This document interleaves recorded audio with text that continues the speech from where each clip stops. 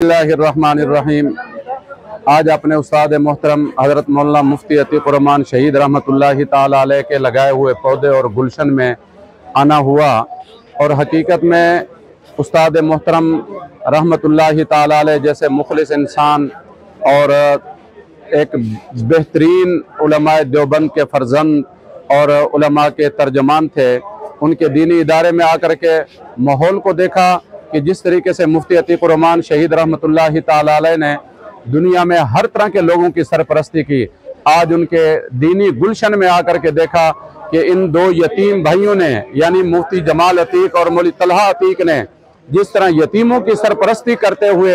आज ईद के लिए उनके लिए शॉपिंग बाजार कायम किया है, जो कि मुफ्त में बाजार है। बाजार का नाम आते ही बंदा शायद ये कहता है कि वहाँ चीज़ें पैसों से मिल रही हैं, कीमत से मिल रही हैं, बल्कि यहाँ सारी चीज़ें जिस तरीके से हर आदमी अपने बच्चों के लिए शॉपिंग करता है, आज उसी तरीके से तकरीबन 1500 से ज़्यादा